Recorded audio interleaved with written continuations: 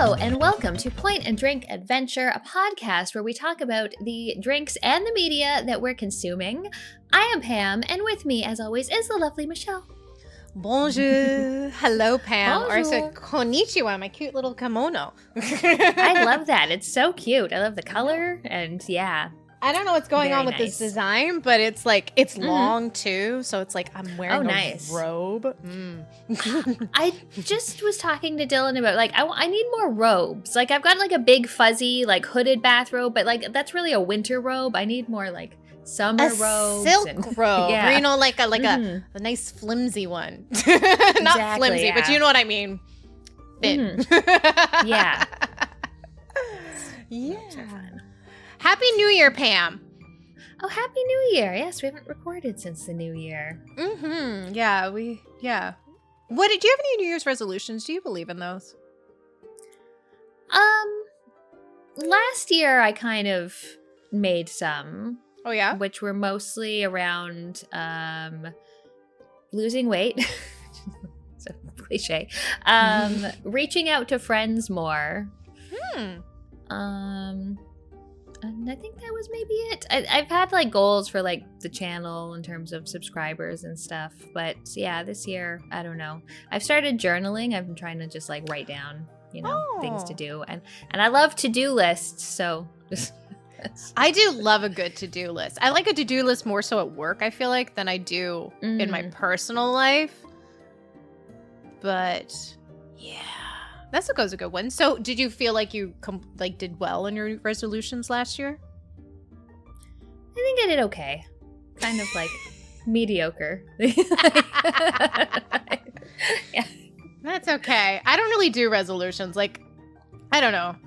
I just, I don't know. I know I'm not gonna, if I do keep up with it, like, it's not something that was like at the first of the year, I'm gonna do this year. Like, I'm not that kind of person. So I'm just like, fuck it. Yeah. Whatever. Yeah. And it's best to just kind of have goals for yourself throughout the year rather than like, put all of this on like this fake number where like 3 weeks in you're like, I failed. What's the point? Yeah, I agree. It makes me especially upset whenever I go to bar like a couple times a week and it's insane right now. There's so many people. I'm like, girl, come in June. Yeah, the first time I went climbing this year on like the 2nd, the gym was insane and I didn't like that. No, I don't like that either. It's like, it makes me like not want to go in the beginning of the year just because of that. Just like, I'm going to avoid all you people, like forget you. Anywho, it's the new year. We have a new episode. We got so much to talk about. We're drinking sparkling wine because it's the new year. Yes, we are. We give zero fucks about new stuff anymore. We're just going to drink what we like, which is absolutely fine. Pam, what are you drinking? What kind? I am drinking a Cave Spring Blanc de Blanc, which means white of white. So it's in the champagne method, but rather than use like a blend with Pinot Noir and Pinot Meunier. Pinot Meunier. It's just white grapes, so just Chardonnay grapes. Nice. And I was Googling today because I was trying to look up that wine because a lot of them say VQA and I forgot because mushy brain me. I was like, what does VQA mean again? And I thought this was cute. It means Vintners Quality Alliance. Yeah. So that's like the Canadian designation. So if it says VQA on the bottle and it's Canadian, it means it's 100% Canadian grown grapes. Yeah. What kind of wine, what kind of sparkling are you drinking? I'm drinking a Cremant d'Alsace. So it's a white sparkling wine from Alsace in France. It's not champagne because, oh my God, I don't know why. This is like a pet peeve of mine. Maybe just because it happens all the time at work. But people were like, oh, I'm drinking champagne. And it's very much not champagne. And I'm just like, yeah.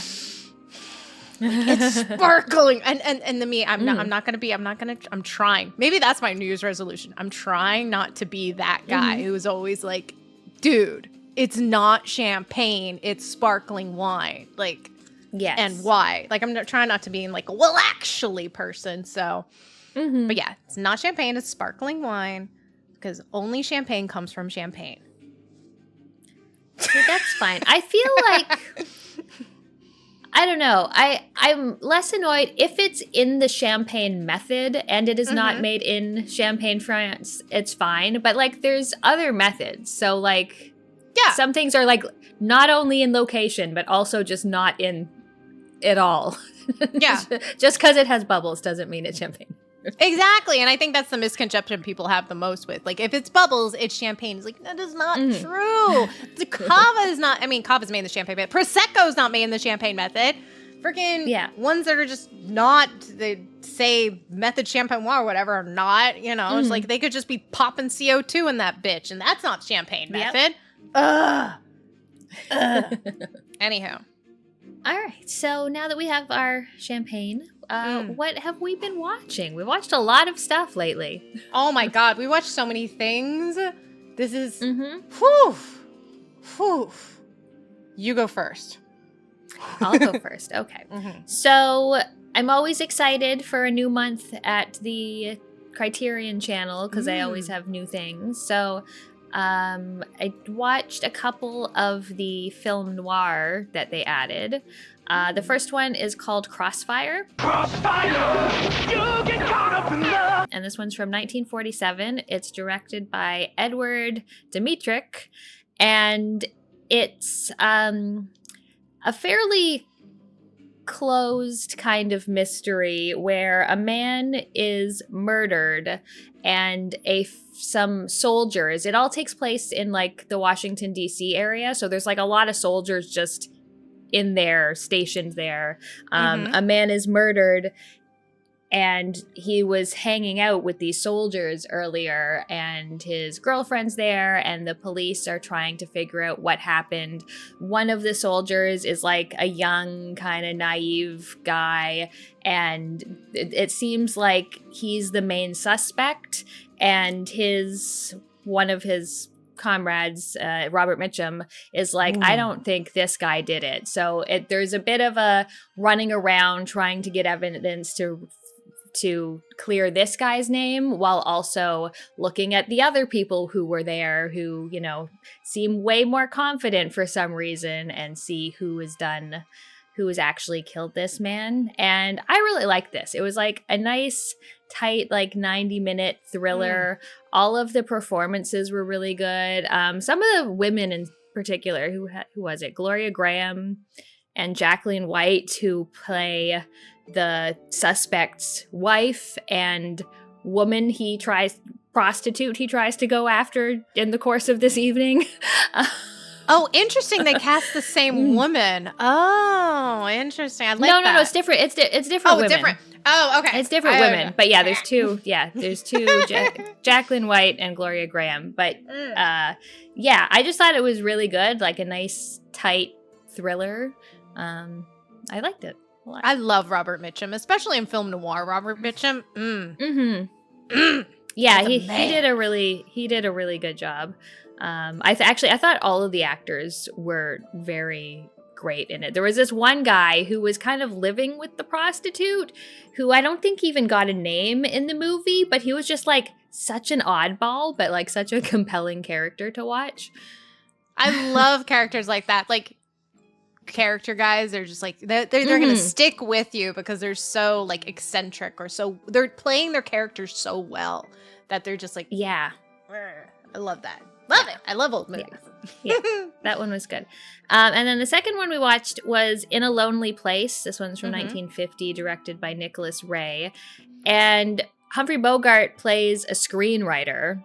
And he's kind of a real piece of shit. Like, right at the very first scene, he's like in his car, and he almost gets into a fight with someone over just like while they're in their cars. And then as he's there, I think she's a reporter or something, she comes to talk to him, and the next day you find out that woman is dead. She had been strangled and thrown out of a car, and he was the last person to see her. Ooh. So the setup's really interesting, but then it's like this movie isn't about the investigation really of who killed this woman. It's about Humphrey Bogart and Gloria Graham, who was in the last movie, and their budding romance.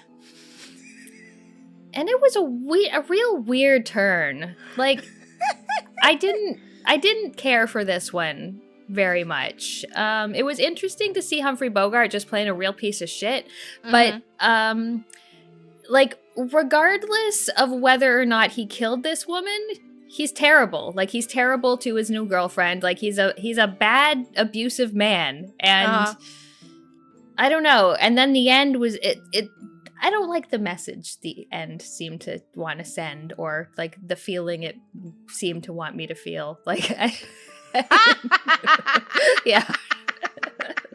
Well, that's wild. In a lonely place. Okay. Oh.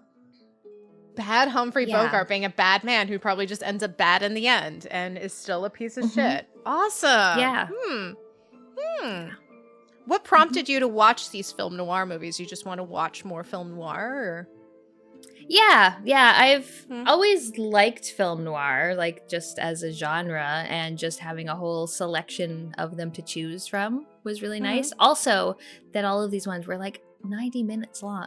It's so nice. I love that about old movies. Like, you can watch like so many of them, even if they're not great. You're like, oh, I only spent 90 minutes on it. It's not like fucking Avatar's at 4 fucking hours long or however long it is. And like, that's a commitment. And not that they don't have long movies. Back in the day, obviously one of my favorites is Ben-Hur or Seven Samurai, which is ridiculously long. But still, like, they have to be good. And every movie nowadays is 5 hours long. It just keeps getting longer. Yes. But what did you watch? I feel like we have a theme of older movies this episode. So I watched Paths of Glory by Stanley Kubrick. I feel like, I mean, even though Stanley Kubrick is a very, very famous director, and this is a very famous movie, I guess, it's one of his lesser known movies, even though he doesn't have that much of a large filmography. But so Paths of Glory is about a World War I officer, Kirk Douglas. Okay, pretty much it starts off. They want to take over. It's World War I, and these higher up dudes who are obviously not really caring about like the lives of the people, are trying to just get promoted. And this one general, I think he's a general colonel, he's like, his other guy is trying to convince him, like, hey, you should take this hill. If you take this hill, then you'll get promoted. And he's like, oh, well, if I'll get promoted, I'll totally take it. My guys will totally take it. It'll be great. I can get promoted. It'll be great. It'll be fine. Even though it's going to be a lost cause. Like, they're not going to take the hill. So the movie is about Kirk Douglas. He's one of the, lieutenants who help charge the hill. But many of the guys don't move forward. It's very much an anti-war movie, because the second the guys peek their heads above the trenches, they're getting massacred. And they're like, and it's like, we can't go forward. And so the movie is about a trial that also Kirk Douglas is a lawyer, and he helps represent the people who are, they're like, okay, but we can't kill everybody in the company who didn't move forward. We're going to just pick 3 random dudes to be representatives to be like, all right, why didn't you, and make them as an example of why didn't you charge forward? And so Kirk Douglas is our lawyer, and that's really what the movie is about. Very much an anti-war movie, and it is so well done. World War I don't think is very well represented in films. This not as much as World War II by a long stretch. And I think this is some of the cinematography in this movie is so compelling. Like the camera going through the trenches, and this is 1957, and it's like a steady cam. It looks like going through it. Kirk Douglas is fucking sexy and amazing and powerful because he's Kirk Douglas, and I fucking love this movie. So yeah, you should watch Paths of Glory. I really feel like this is an unsung hero of Stanley Kubrick's filmography, and he's got so many great movies. Yeah, this must be like one of his first, right? No? I think it's like the second or third-ish movie, because this first movie I think was The Killing-ish. I think The Killing or something like that. Really well read here. But it's not his first one, but it's a very early Stanley Kubrick. Yeah, you were like 57. God damn. He's like 14? Yeah. No, I think it was like maybe in his early 30s when he directed this, I think. I don't know. Oh.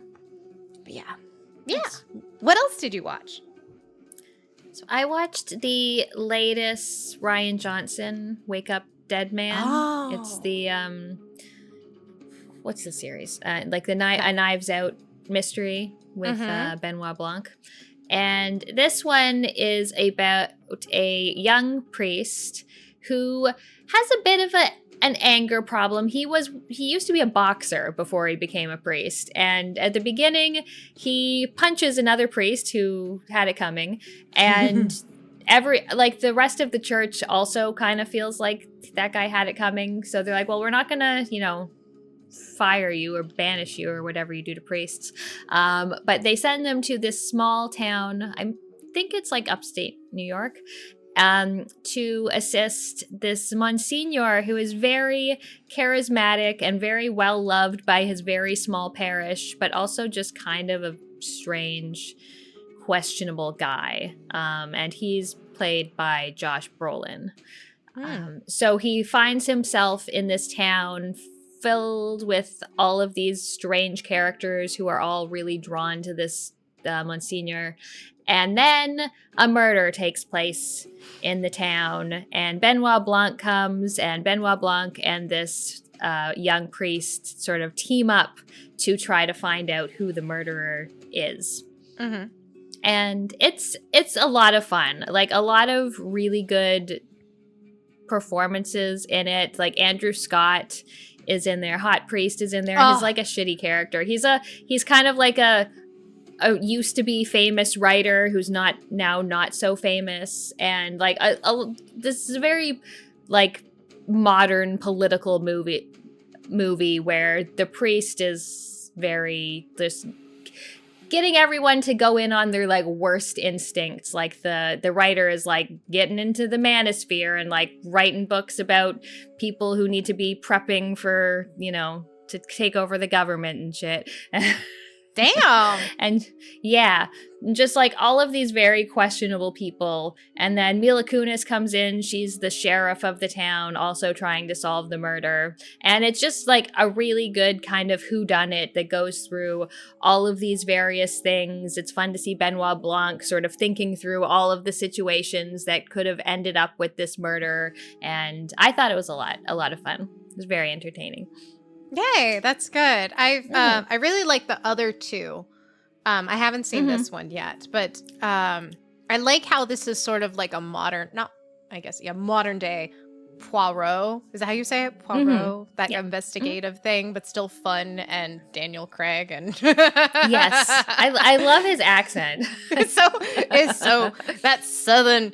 I'm bad. Southern accent is so delicious. I love the way Southern people say delicious. I know. I love Southern accents. Me too.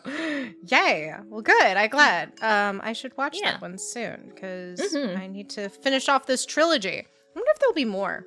If it's just going to keep going. Why not? I would think so. Yeah. Yeah. Fuck it. Who cares? There's no other new IPs. Just keep rolling with it. Yeah, just keep rolling with it. I like it when they do things kind of anthology like. So, we've got Benoit Blanc as like the one character, but then it just goes from place to place and groups of people to group of people. So it's not like you have to carry this major story from movie to movie. It's just like this character solving mysteries. Yeah. What else did you watch? So I watched, and I've never seen these before, any of them, which is wild. The first 3 Rambo movies. Have you seen these? I haven't seen any of the Rambos, no. And I'm always surprised. When I was watching this, I was surprised at myself because I love, with a holy passion, Hot Shots Part 2. And I rewatched Hot Shots Part 2. I was going to say the closest I've gotten is Hot Shots Part 2. And Watching these movies, I'm just like giddy because I can just see hot shots in the back of my head. And I'm like, oh my God, it's that scene. It's that scene. Like frame for frame, beat for beat. And I'm dying. I'm loving it. Anyhow, so I watched all three of them. It was like New Year's Eve or New Year's Day. And I was like, I want some bullshit. Let's watch some bullshit. So the First Blood, the first Rambo movie, is everyone's like, oh, it's such a good movie. Oh my God, that's the best one. And honestly, I didn't like it. Oh. I thought Rambo himself was like, I mean, he's fine. He's a recluse. I think he's this big super killer who he's just a wanderer. He's like this guy who was in the military, which apparently all the policemen hate if you were in the military, even though the head policeman does have like military stuff behind him in his office. So I'm like, well, I don't know what you're bullshitting about because he gives him shit for his like flag on his sleeve. I'm like, okay. Oh. And he's just wandering because he's just trying to find his old team from Vietnam. And he finds out one of them dies. So he's like, all right, I guess I'll just go wander into this town and see if I can get a place to eat and stay and then go move on my happy way. And then the sheriff comes along. He's like, you need to move on. He's like, I haven't done anything, which he hasn't. He's literally just walked into town and he comes up to him. He's like, yo, bitch, you can't be here. And it's like, oh, dude, okay. We're pulling that card. Okay. And so then the sheriff just keeps picking at him. Picking at him and just like it puts him over the edge. And then all of a sudden all of the police officers are going after him in the woods against the highestly trained soldier apparently ever that the reason why Rambo is not Rambo wants to win so bad is because people told him not to win, like for Vietnam. It's like a weird message. Okay. So I think it's Brian Denny is the bad guy. He plays the bad guy very well, but oh my God, they're all fucking idiots. And I feel like maybe that's going to be a theme later for me. But like, I really don't like it if the characters are just doing stupid things. They're like, oh, this guy's kicking ass, but we're going to just like fumble through things. It's like, no, just turn around and walk away and come back later. Like, what the? They're like really stupid. So didn't like that one so much. Although it's much more reserved than the other two, because the second one and third one, Rambo goes like, has no hold. The leash is off on Rambo 2 and especially Rambo 3, where it really just turns fun and stupid, and especially in 3. 2 is just terrible, but in a fun way. 3 is terrible in not as a fun way. So my favorite is 2, even though the girl in it is really bad. She's like, and she was in Star Trek too. She is just like terrible. But yeah, Rambo just, the reason why, if you want to win a war, if you want to win anything, you just send Rambo in. He's the one man who can win the whole war. That's what I learned. Oh. Well, that's good. Yeah. That's like a big cost savings. I know, life right? Savings. Like, just send him in. Fuck to send in everything else. Just send Rambo in. He'll kill everything. All right. Yeah. That's it. Interesting. What else did you watch? Oh, God. So I've been watching a lot of Paul Thomas Anderson lately. I started watching The Master, which actually I never finished. I kind of was losing interest. And then on Christmas Eve, Dylan and I, we watched Children of Men, and then we watched Boogie Nights. I love Boogie Nights. That's so good. I love that Burt Reynolds is in it. I love John C. Reilly and him and Dirk Diggler's cute little competitive friendship. How much can you bench press? I don't know. You say it first. They're so cute.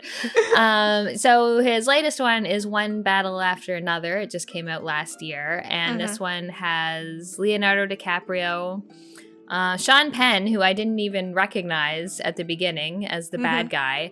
It starts out and there's a group of sort of freedom fighters revolutionaries in the States. And at the beginning, I think they're taking out like a ICE or some kind of immigration thing down by the southern border and letting people go.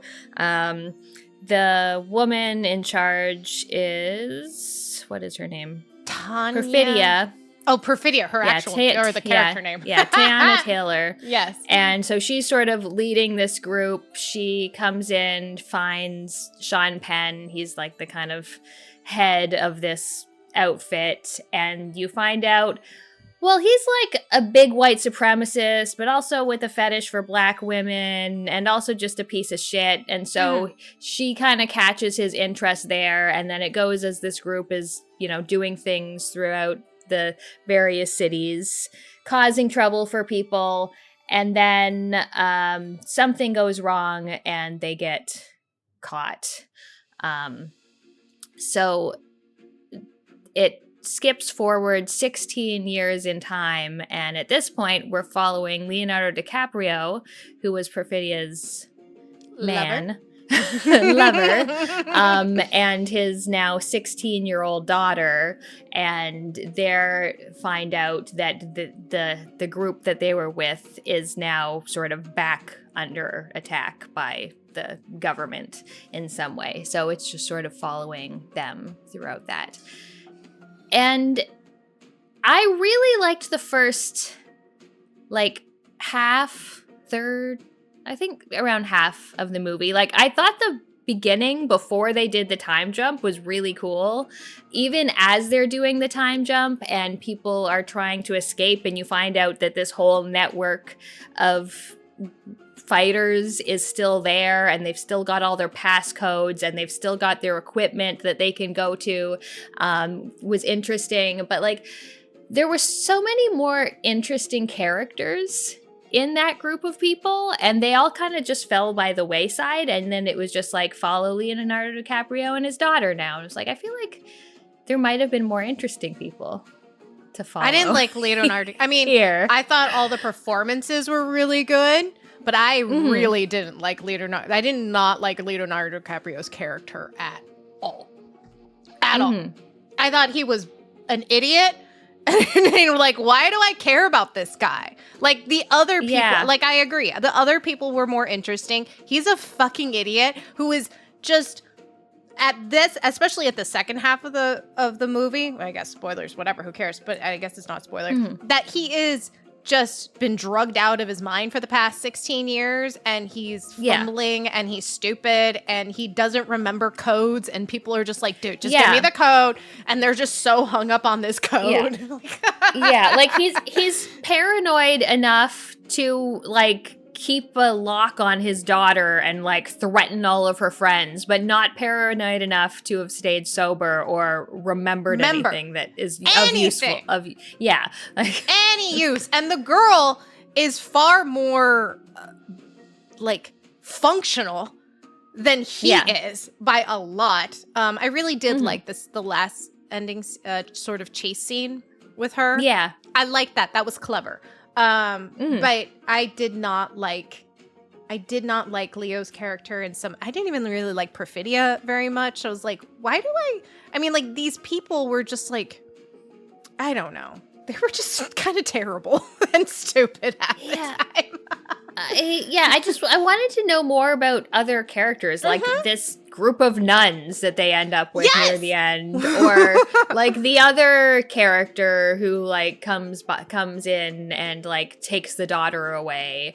I wanted to know more about that. I did like that the world seemed very fully fleshed out. Like, it's kind of ridiculous, like with Sean Penn's Saint Nick. White supremacist Christmas adventurers. I do love everyone's names. Yeah. Like the resistance groups is French 75. The white supremacy group is the Christmas adventurers. I'm like, this is so stupid. I kind of love it. Like, they're poking fun at everything. But I liked the beginning. I liked the whole part with like Benicio del Toro and the initial kind of like escape scene. And then I felt like after that, it kind of started to drag. Yes. So I agree. Give me more Benicio del Toro. I was like, who is this little guy who? And I also just love that him and he has his whole thing going on and his whole own resistance, and then we're just like, nope, on to following Leo again. Yeah. Why? Like, just go to Benicio del Toro, who's way more interesting and honestly sexy, and just like focus in on his funness because he is very much well organized and more methodical and has more like, yeah, I agree. Just more interesting than fucking coked out Leonardo DiCaprio, who did play it very well. He made really well. Yeah. Great performances across the board, but I just didn't like them. Yeah. But it's fine. Can't all be winners. Yeah, I thought it was like I still thought it was a decent movie. Like it was entertaining. It was just it was long. I wish it had followed different characters, and I wish it was shorter. I don't think Paul Thomas Anderson has ever made a not long movie. So that's true. Yeah, like what There Will Be Blood too. It's like so long. Oh, so long. I think that was Paul Thomas Anderson, right? Yep. Okay. Yep. Woohoo! Good brain. What else did you watch? We've been on, or I have been on a food movie kick lately. So I was like, Pam, we're going to watch this movie. And even though we watched the other movie first, I don't care, we're going to talk about this one. We watched is Taiwanese? I think it's Taiwanese. Yeah. Eat, Drink, Man, Woman by Ang Lee, who also directed Crouching Tiger, Hidden Dragon. And this is about a semi-retired chef in China. I'm gonna think China or Taiwan. One of them. They never really. Yeah, he's in Taipei. Okay, yeah. Who lives with his 3 daughters, who are like 20-ish, average age about 20-ish. Yeah. The oldest one I think is probably pushing 30, but anyhow, he lives with his 3 daughters who are not married at the time, and he is just like trying to hold the family together in some semblance. They have these Sunday dinners, which he cooks extravagant meals for, and oh my god, are they sexy. Oh my god. So he's also lost his sense of taste. He's lost his sense of taste, and so like only his dog, like one of his daughter, like he has this friend who helps him taste the food whenever he has to go into the restaurant in order to cook for things, which is not as often as it used to be because he's a big famous chef. Anyway, it was more of like a story about the family drama, about the 3 young daughters and their relationship, how the oldest one, she was like jaded by a younger man many years ago. So she's like the old maid now, and she works at this, like, she's a teacher. And the middle daughter is the very, like, determined businesswoman. Yeah, who also has a little bit of passion for cooking. And she's like, I'm trying to get out of this house as soon as fucking possible, kind of deal. Yeah, her dad also won't let her do any of the cooking because he's the cook. So, like, she doesn't even get to cook at home. Yeah. And she has a man she's seeing who's not gonna ever marry her. Like, yeah. Yeah. Who she's like kind of like, I feel like she's not as interested in, but she's like kind of banking on the fact, like, we're gonna, for me to get out of this, I need you to do this for me, kind of deal. And then there's the young one who's just sort of like the one who works at like a coffee shop. She's like a little barista or something like that. And Wendy's.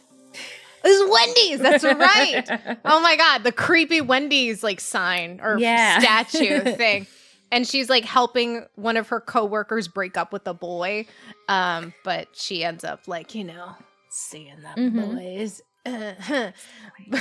But it's a really good, well-paced movie revolving around the relationship around the family and how they are dealing with just the family drama and how some of them want to leave, but some of them are like don't necessarily want to leave, but have the opportunity to and get married and move on. So like, and how that affects the other daughters who are left behind and what their actual dreams and hopes and aspirations are, which also revolves around food and the father and his actually, like the mother died like years ago. And so like what his relationship aspirations are. So it was a nice movie. It was a nice movie. It was very nice. I enjoyed all the characters. I like how everything ended up for everyone. And I really liked it. I felt like a lot of the food stuff, like the beginning was just like food. And then it sort of tailed off in later, even though there were some amazing things, like the one that the middle daughter was making with just like the ball of dough on the hot plate. Yes, she just like made a little crepe. I was like, oh my God, how can I do that? Yeah, that looked amazing. Yes. Oh, but the food looked so good. And what this man made for 4 people is fucking insane. It is insane. I want it. I frequently think that when I see like what Asian families are making, and I assume that there's a bunch of stuff that you're making big things of, and it has like Korea, for example, how you have like your 17 tiny little dishes of things. And I want them all. I love tiny dishes. Give me a meal that is like it's probably not that much food, but I want a dish for everything. I want that. Instead of just on one plate. Yeah. No. I want a bowl. Yeah. I want tiny little bowls everywhere. Oh, it's my dream. But I hope to have it. But I don't want to do the dishes. No. No. Absolutely not. But yeah, really nice movie. And I don't think I've ever really seen anything else by Ang Lee besides Crouching Tiger, Hidden Dragon, which I also rewatched recently. Great movie. Great director. Love it. Didn't he direct? Nice. Who directed Brokeback Mountain? Was that Ang Lee? Oh, yeah. Oh, yeah. It was. Okay, 2 movies. I've never seen that, though. But, yeah. Oh, also The Hulk with Eric Bana. I didn't know that. Okay. Yeah. Yeah. Neat. That was a sellout movie, obviously. But yay. Yeah. What else did you watch? So I finally found a Martin Scorsese movie that I like. Oh my God, Pam. I didn't even realize this is Martin Scorsese. Yes. I'm pretty sure this is like a very early. Oh, it's got to be. It's 1974. It's 1974, yeah. So it stars Ellen Burstyn, who's amazing in this. I'm pretty sure I've only seen her in Requiem for a Dream before. So, also she was the mom in The Exorcist. Oh, that's true. This is Alice Doesn't Live Here Anymore as well. So. Yeah, oh, sorry, I didn't say that. That would help to tell people what I'm talking about.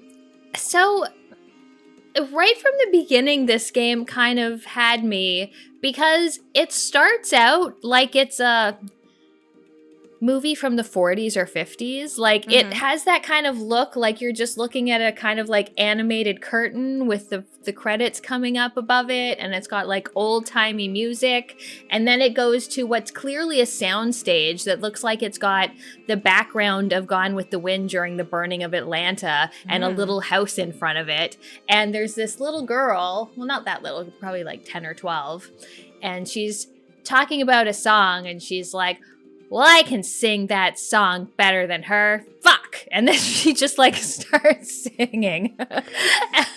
And then it sort of skips forward in time and you see Ellen Burstyn and she's in a house in like Arizona, New Mexico, Utah, like some one of those kind of areas. She's got a very precocious young son and a kind of shitty husband that she's married to and is not super nice to her, not super nice to her kid.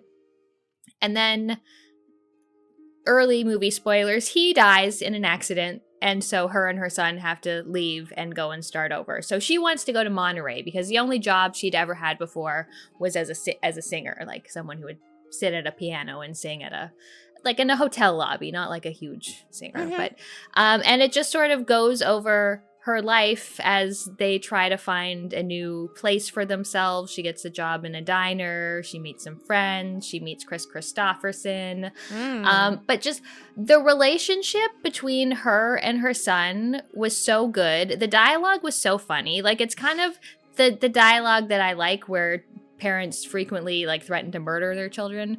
And the child was precocious, but not in the way where it seemed like they were a 30-year-old in a small body, but like still kind of annoying a lot of the time. Like, there was this whole 5-minute scene in the car where he's trying to explain this joke to her, and she's like, I'm gonna fucking kill myself if you don't stop talking about this joke. Like, like how it actually would be. Yeah. I love it. Yeah, it was just very good. It was just, you know, a bit of a like slice of life, starting over kind of thing. The other waitresses in the diner are also amazing. There's one whose name is Vera, I think, and she's just like a very strange character. It has a 12-year-old Jodie Foster in this as like a friend that the son makes at guitar lessons, and yeah, I just thought it was really, really good all around. Wow. A Scorsese movie Pam likes. You know, I actually don't know if like, which one do you really hate then? Like all other ones that you've seen of his? Which have you seen of his? I hate The Departed. I don't like Goodfellas. I guess Taxi Driver's fine. King of Comedy's fine. But like, you're like, I hate The Departed. I hate The Departed. I hate Mark Wahlberg and his little booties. Also Leonardo DiCaprio. Yeah. Oh God! Did he direct The Remnant with Leo? I think he did. Or maybe I'm not sure. Is that the one in the woods? I don't. Yeah, where he fights a bear. I don't think that's him. Oh, Wolf of Wall Street, Killers of... I did not see Killers of the Flower Moon. Again, that's way too... I hated The Irishman. Oh my God, did I hate The Irishman. People are like, oh, it's so good. Like, the de-aging of De Niro just, like, threw me. I just, like, I can't with this bullshit. Not happening. Never saw Signs. Raging Bull, I also never seen. Shutter Island's fine. Shutter Island's fine. Fine. You know what? Actually, I kind of agree. I do love Scorsese's appreciation for older movies. Like, he's very much a film lover, as many of them are, but he's very vocal about it. But yeah, I'm not a huge fan of some of his movies either. I've never seen Cape Fear. Oh, I hated Hugo. Yeah. God, I hated Hugo. Okay, maybe I'm in agreement here with you, Pam. Wow.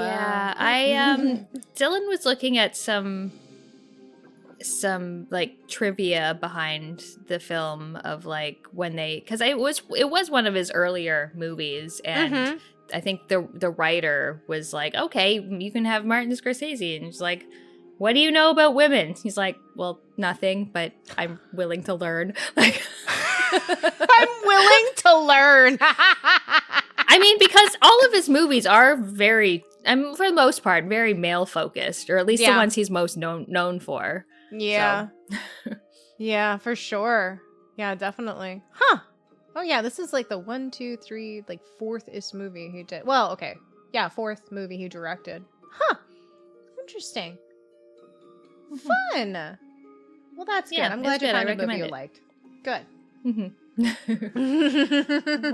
What else did we watch? Oh, this one. Yes, this one. So we watched Babette's Feast, which is from 1987. This is a Dutch movie about, again, another food movie, because we're obsessed with food right now. I also love food movies. I love food movies, and I love movies about artists. I don't know why. It's my kink. This is about a woman. This is about these two sisters who are very pious and very religious in this very remote community in, Denmark? Did I say Dutch? I meant Denmark. In Denmark. I mean, remote as fuck. I swear to God, there's 20 people living in this fucking village. And their father is the like town minister. He's like the whole, like, you know, leads the sermons and all that jazz in this tiny ass little town. But the two daughters are fucking gorgeous, and men want them. People, you know, like, why are these beautiful women in this remote place? Oh my God. This soldier comes into town because he's like, I don't know, I'm a soldier in town. I just blew through. And he sees the girl and he's like, oh my God, you are it, babes. And yeah. And then she like rejected him, and he's like, all right, I'm going to make something of myself in order to make myself worthy. So he leaves, goes, makes himself worthy. And then another guy comes into town because he's just looking for a vacay in some remote place. And he's an opera singer. And he discovers the other sister is also a fabulous singer. And he wants to make her a diva and make her super famous. And he's like, you're beautiful. You have the most beautiful voice I've ever seen. And she's like, nah, dog. And he goes off. No, as soon as he gets like a little bit handsy, she's like, nope. I would like to quit these singing lessons. Goodbye. Nope. We do not like to do anything that is too sumptuous and anything that is too extravagant, because that is against God's wishes, and we are very much not that. Is just like, girls, have a little fun. Ugh! Yeah. So many, many years later, the father has passed away. They are older, you know, women living together. It's like me and my sister will be someday in a little house. You know you have a husband. Yeah, but he's the cat. He's going to be the cat. Oh, okay. It's going to be me and my sister with the cat. But, so they're just older now. They're trying to, like, still do their father's, like, ministry, lead the town, and which is very much an older community now because nobody's moving to this place. I can tell you that right now. And this woman from France who the opera singer guy sends her to, because there's been this revolution, not sure which one, but she has been displaced. She has nowhere to go. So he sends her there because he's like, this is the only place that I know that has good people, and they're good people. They can take care of you. So she goes there, is pretty much working there from nothing as like a housemaid just to survive. Many years later, she wins the lottery. She wins the lottery in France. She wins the 10,000 francs. 10,000 francs. And they're like, oh, well, she's going to leave. And she's like, no, I don't want to leave. I want to create, like, they wanted to celebrate the 100th birthday of their father. And she's like, babes, I'm going to cook a dinner for you for your dad's birthday. Yeah. A proper French meal. Yes. And they're like, okay, sure. But it can't be too good.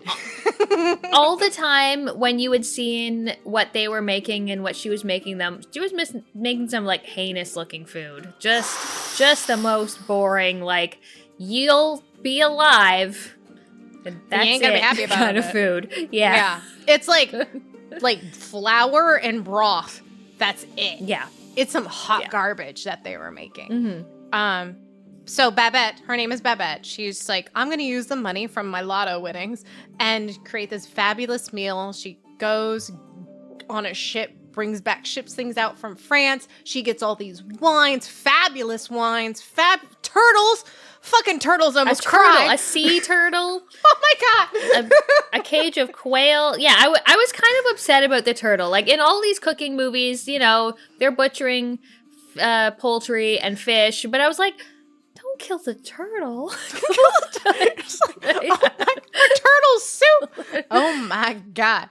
So yeah, she makes actual turtle soup, but we don't see this turtle die. So that's a thing. No.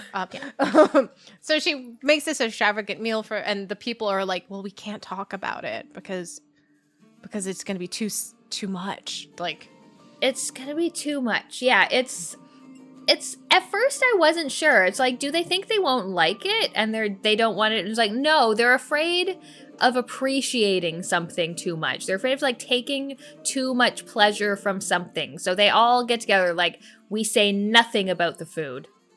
Yep. We say nothing. And then so like there's one guy, the soldier guy who loved the one chick, is actually there to bring his mom.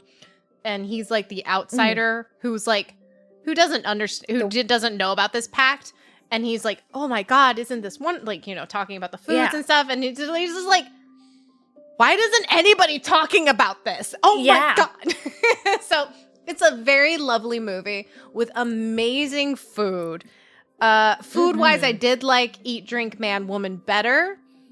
And probably, I do like that other movie better. I do love the people's reaction to the food in this one because they're just so cute. Like the old woman's drinking, she drinks some wine, she goes, oh, and then she drinks water and she goes, give me that wine again. Because they keep like putting new little glasses of various brandies and wines, and she's so excited. And then they just pour this like little glass of clear liquid. She's like, oh, it's like, she realizes it's water, and she like puts it down and picks the red wine back up. So cute. So cute. Oh my God. They were so adorable. It's a nice, another wholesome movie that if you love food and you want to see food in movies as more of like a showcase in it, watch Babette's Feast, watch Eat, Drink, Man, Woman. It's just a nice movie.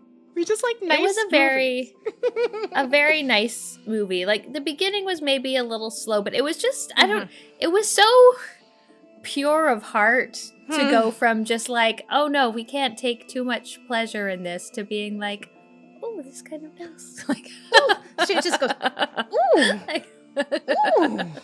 Oh my God, like these people have been eating seriously water and flour like for 20 fucking years, and now they're having decadent caviar with champagne and like drinking Veuve Clicquot and amazing Veuve Clicquot, some amazing burgundies, and just like so yeah, I love it. I love it. Yeah, I love wine. I love wine too.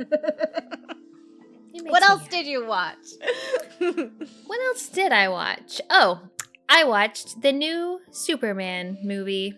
It just came out last year, the James Gunn one. So I don't know. I'm not a comic book movie person. You know, when the Marvel stuff first started, it was like, yeah, this is okay. And then it got to a point where it's like, I'm not interested in this anymore. And then the DC stuff came and it was also kind of like dour, and I enjoyed this Superman movie. It like really focuses in on like the good of Superman and why he's here, and he's here to make mankind better and to help people. And there's shitty people out there who will be like, be careful, he's trying to take over the earth when he's just trying to do good things. But the guy playing Superman, who I don't think I'm super I'm not familiar with him either. He's like some newish guy.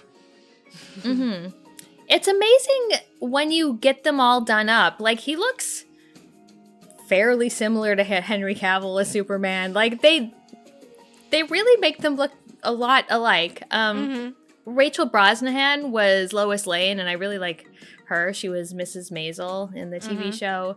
Nicholas Hoult was Lex Luthor. The best part of it is Crypto, the dog.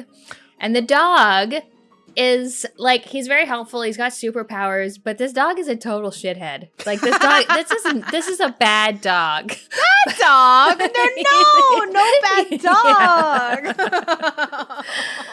Yeah. But I don't know. I thought it was entertaining. It was often very funny. So yeah, I liked it. It's been a while. Good. Actually, you know what? I don't think I've ever seen the original Supermans. So actually, have I ever seen a Superman? I think I saw one of those DC things that mashed up everyone, but like I don't think I've seen the original Superman either. Yeah. Huh. Watch party. Oh, Dylan would love that. He would. Yeah, I thought it was entertaining. It was funny. It was heartfelt at times. You know, I thought it was a good movie. Yay, that's good. Yeah, I'm also not a fan of the superhero stuff. So when you say like it was good, it's like, oh, yeah, that's probably why it did bad at the box office, because it's good. I mean, I like James Gunn. I enjoy the Guardians of the Galaxy movies. Yeah. Like, I thought they were pretty good. So, yeah. Yeah. I liked it. Nice. Last movie I watched. So I've seen this movie before, but my cat husband, who does not. So I was like, I need a happy movie. Even though I feel like we've been watching a lot of happy movies lately with all these food ones. But I watched Roman Holiday, which is Audrey Hepburn, her first major role. Have you seen this movie? I've never seen this one. Oh, Pam, you have to see it. You have to see it. Oh my God. It's so, I think Matt liked it more than I do. Like, he was like, this movie is so good, Michelle. Like, it's just lovely. So it's about Audrey Hepburn is this Princess Anne. She is a princess of some country. They never say. She's on some country. And she's going on her European tour, going through all of these cities. Just this is the whole first 5 minutes. Just hello. Her wave is this. Mm-hmm. It's this. And so she ends up in Rome, and she's like, oh my, she has like this sort of mental breakdown in her room with her countess / sort of like helper maid lady. And they very much treat her like a child. Like, she's a young woman, but they treat her like a child. And she's like, the doctor shoots her up with some drugs because she's like, she has a little bit of a mental breakdown because she's like, what am I doing? What is happening to me? And so they shoot her up with stuff. The doctor's like, it'll make you sleepy and make you feel happy. And she's like, so happy. So happy. Like, literally. So she takes this drug. She gets dressed in her cute little outfit. And she just like decides, fuck it, I'm going outside. And so she goes outside. She ends up like passing out on like a park bench in Rome. And up comes Gregory Peck and all of his sexiness. And he's like, what are you doing? What's going on here? And she's like, so happy. So happy. And he's like, well, I guess I can't leave you here. So he is actually a reporter for an American publication who is supposed to meet her the next day because she has like, this press conference thing that she has to do. And he doesn't realize it's her until like the next day when he like has to go into work. And he's just, it's so cute because he's like, you can't sleep on the bed. He leaves to goes, comes back. She's sleeping on the bed. He's like, God damn it. Like their little dynamic is so wonderful. And so pretty much she plays hooky for a day and they have this like, it's just her playing hooky with Gregory Peck and the relationship and how it evolves. And it is a beautiful movie with beautiful chemistry, acting, cinematography. It's in black and white, but it's still beautiful. Her outfits are insane. Edith Head does the outfits, who's a very famous costume designer of that era who won like every single costume design of Oscar-winning stuff. It is lovely, beautiful. Everyone should watch it. She won an Oscar, and it was her first major role. Like, oh wow, yeah, just. She's beautiful. I love her, and she is just adorable to the umpteenth degree in this one. She is 24 years old in this movie, and she is just incredibly gorgeous. My husband was like, oh my God, she's like perfect. I was like, I know. Yeah. Have you seen Funny Face? Yes, I've seen many years ago. I love her Fred Astaire. and yeah, it's first of all, Fred Astaire's 30 years too old for but whatever. But like, she's so adorable, and she's so just like a model, and he's taking her picture, and he's like, stop. She's like, I don't want to stop. I'm having fun. Oh no, I have to get the picture. He's like, I don't want to stop. I'm doing this. You have to see this movie, Pam. It's so beautiful, this movie. It's so funny. Yeah. She is amazing. She has so many comedic moments in it. It is just, it's so wonderful. I love it so much. Oh, makes me happy. It makes you happy, you know? Yay. Yeah, I'll definitely put that on the list of things to watch. And what's amazing is the ending too, because it's real. Like, yeah. it's like spoilers. Oh, no. Mhm. No spoilers. Never mind. No Never mind. spoilers. Never mind. No spoilers. Never mind. I've changed my mind. I'm done. Okay. What else did you watch? We're so long right now. I don't care. So the last movie I just watched it last night. It's called The Hit. It's from 1984, directed by Stephen Frears.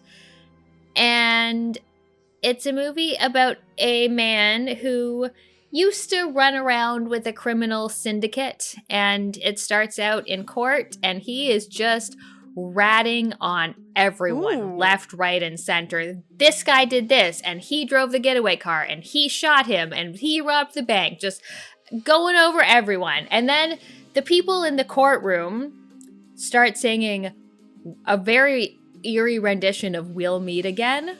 Don't know where, don't know when. And then it moves 10 years into the future, and this man is now living in Spain under, I don't know if he's under, I guess he has some kind of bodyguard with him. I don't know if it's like full witness protection or whatever. Mm-hmm. But the main character is played by Terrence Stamp, who is amazing. Oh, I love him. Amazing. Oh. And not too long into it, he gets captured by people who are clearly going to take him back to this mob boss to be executed. They're going to try to take him back to Paris. And these hitmen, mercenaries who are after him, or who get him, are John Hurt and Tim Roth. Ooh. Yes. Ooh, I love that. John Hurt and Tim Roth is he plays evil so well. It's like he does, and he's like guy. a little baby. He must be like 24 or 25 years old in this. I bet he's cute. So it just goes through them trying to get him to Paris to be executed. But like everything that can go wrong does go wrong. The police are on their tail right from the very beginning. They try to like ditch their car and get another one. They go visit another guy who they want to steal his car, but then his girlfriend comes in and she's like, oh wow, look at this lady I got. I feel like this is like the first time I've ever been lucky in love. And she's 15, which first of all, ew. Second of all, this woman is not 15. And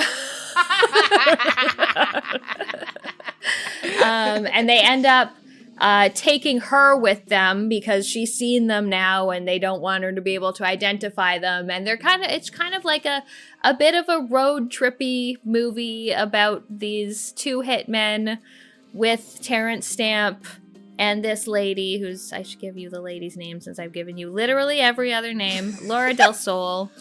And just everyone trying to stay alive, the hitmen kind of butting heads. So I feel like I sounded very excited about that, and I am very excited about all the actors and all of the performances in it, but at the same time, it was kind of like more could happen, like more like it wasn't that good. Oh my god, you hyped it so much.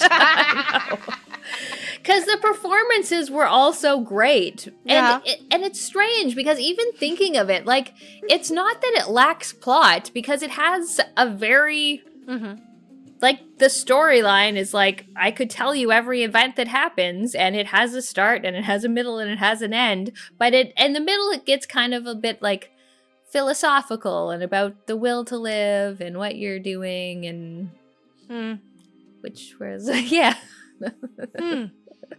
But you watch it for the cast and their performances. Yes. That's what you watch it for sexy exactly. Terrence Stamp was so good.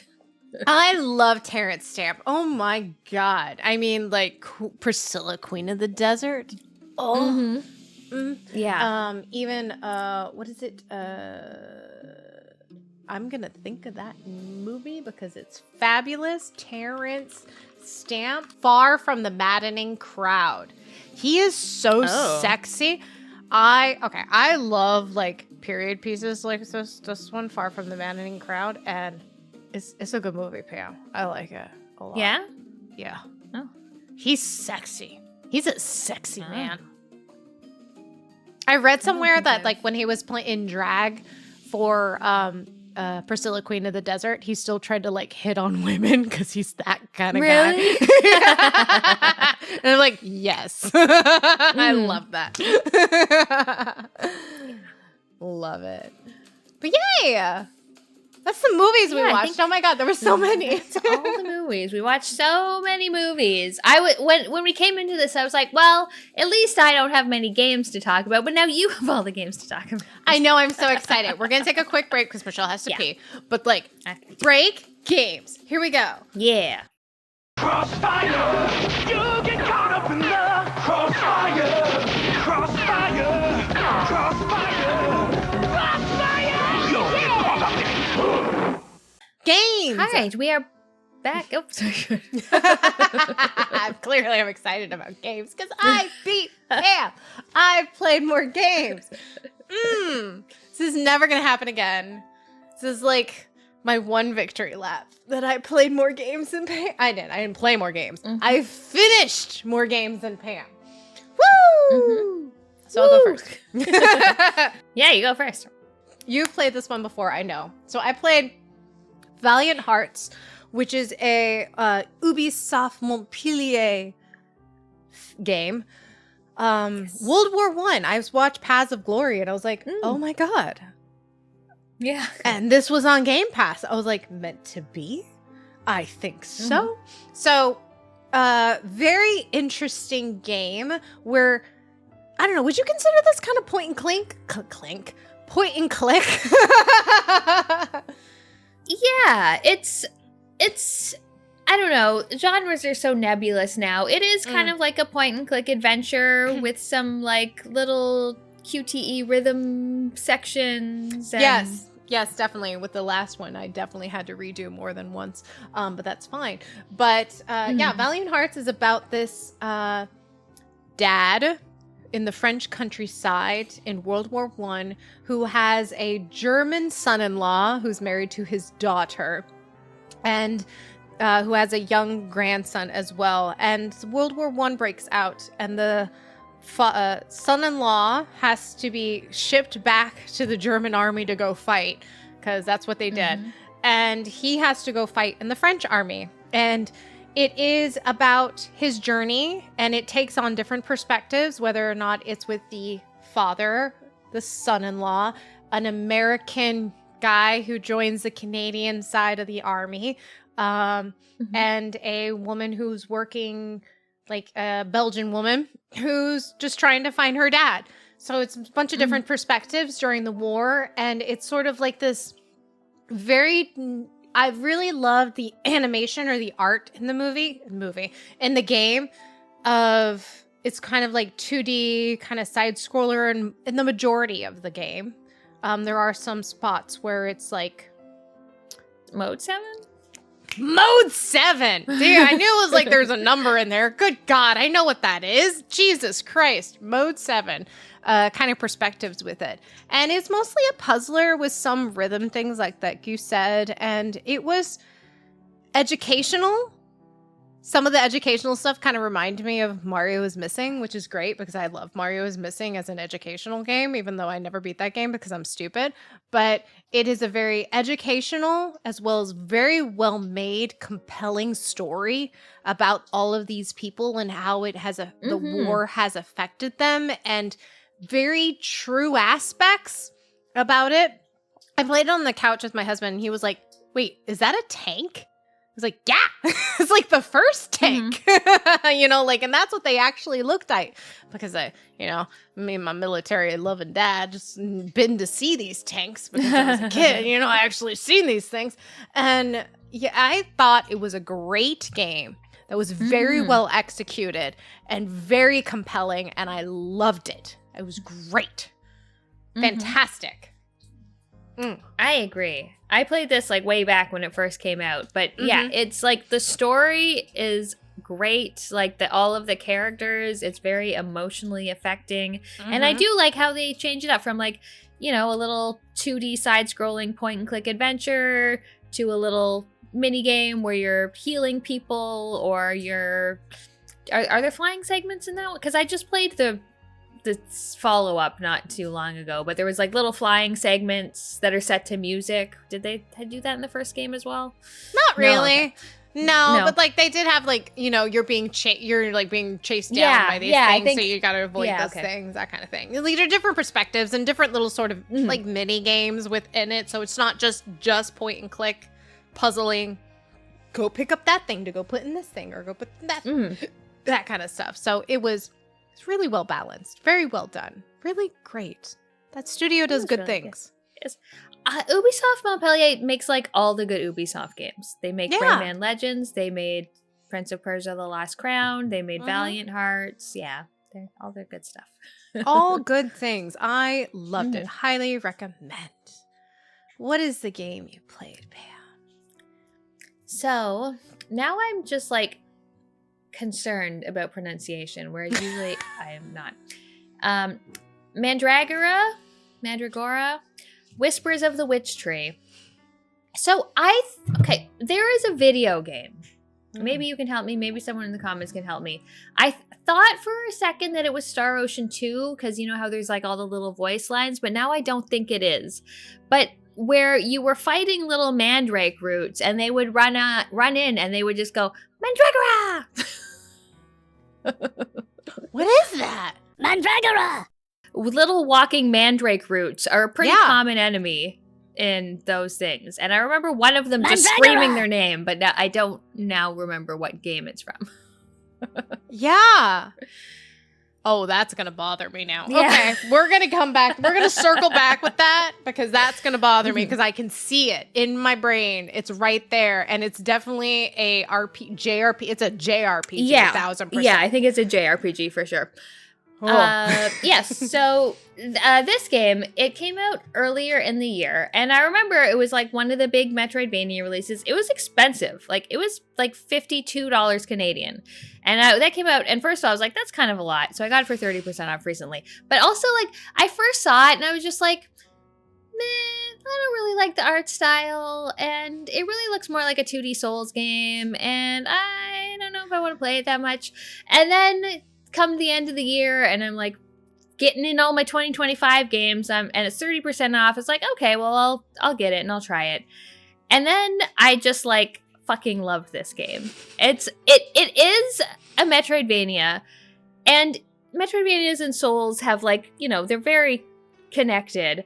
But it's also just like, I love Souls games, but this is just, it really is a 2D Souls games, and everything that I like about Souls games, all the fucking shinies that you can see, and you pick up weapons, and you pick up things to craft, and you pick up little things that give you more souls, or they're not called souls in this, to like level up yourself, and you find keys, and you open doors, and you knock down shortcuts, and you're like, oh my god, I'm so much closer to the save point now. Like, all of the good Souls stuff is in this. The various classes, I feel like they're even more distinguished in this. So I played a character whose name I don't remember, but I wield a mace and fire spells. And so you equip your mace and your fire spells. You've got like a number of them that you can do. There's like 8 or 10 total spells, and you can like flip between 2 sets of weapons and spells. And really fun combat, a lot of dodging. Dodge roll. But I also really liked that the world was way more alive than in your typical Souls game. Like, there was actually, you know, people hanging around. Like, in one of the main towns, one of the cutest things is there is a daughter and a father. I think they're fishing or something. And every time you run by them, the dad just tells the most fucking awful dad joke, and the girl goes, "Dad, you're so stupid." Like, oh, I love that. Make you feel your little hub is alive. I love that. Yes, and you do get a hub. You find people out in the world, like you find a blacksmith and a tailor and a potion maker and an alchemist and a jewel person, and the jewel lady is my favorite. And she's clearly some kind of fey creature, but she's just like, "Hello, fellow human. Where were you born? Oh, some village in the north that you've never heard of. But actually, I came from my mother's loins, like everyone else did. Like, yeah. Buy my things. Yes. So, I really liked it. The combat was a lot of fun. The exploration was amazing. There's just all kinds of finding things and crafting and exploring and fun enemies to fight. Also, just like that kind of story. So you are an inquisitor, and at first you're like hunting down a witch, and you find a witchy kind of character, and they're like, actually, the guy who's hunting us is the bad one. We're like, oh, shit.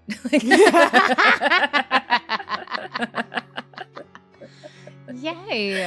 Yeah, it was just a lot of fun. It was like a big game. I probably played like 30 hours or something of it, and almost 100% did the map. And yeah, I feel like there's always like one game I play right at the end of the year that just like sneaks itself almost to the top of my top 10 list. But this was the game this year. That's so funny that you like were apprehensive at first, because I like to stalk on Xbox, and I'd like to like look at my friends list every once in a while, especially you, and be like, what's Pam playing? You know, like, or if Pam's on, like, what's Pam playing? So I could see, if, like, is this something I would play? So I saw that you were playing, however we pronounce it, Mandragora or whatever. Mandragora! And I was like, oh, okay, I'll look it up. I looked it up, and I was like, oh, it's expensive. And then I, like, looked at the trailer. I was like, do I like this? I don't know. Like, I debated. I was like, that's exactly how I felt when it first came out. I was just like, like Pam seems to be playing it a lot. So I'm like, yeah, it must be good. But I don't know. Like, I didn't commit. It's probably, I'm probably like you, or it's like, it takes you a couple months to commit. And I was just like, God, yeah, I feel like the whole group of like Souls fans in the Discord would love really this. like this game. Yeah. Oh, well then if it's got co-op, then I would. It does. I don't think it has. Damn! I don't think it has co-op. Damn! Sadly. But, That's okay. yeah. I'll still. You know what? I'm gonna download it. And yeah, and it does have. It doesn't have co-op, but it does have difficulty sliders. Because there are a couple bosses at the end where I would just be like, yeah, let's fight. Oh, I got one shot. And then I just like, you know what? Let's just bump this damage down a little bit. Like, yeah. Oh, that's so nice. So the Yeah. quality of life things that Yes. are in today versus things that are like, you know, you need to be on hard mode. Like Yeah. Souls. Like, no, dog. Yay. Well, I'm glad you found a game that you just like were obsessed with. Yeah. That is amazing. We love obsessions. I always love finding a game to be obsessed with. I Also, love the that. narrative director was Brian Mitsoda, who worked on Bloodlines, the first Bloodlines game. Oh. Yeah. Well, there's your Bloodlines game There that you you never go. got. There we go. Yeah.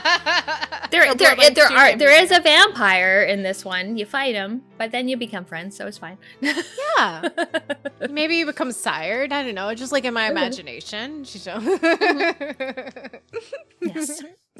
Yay. So what else? Yeah, what else did you play?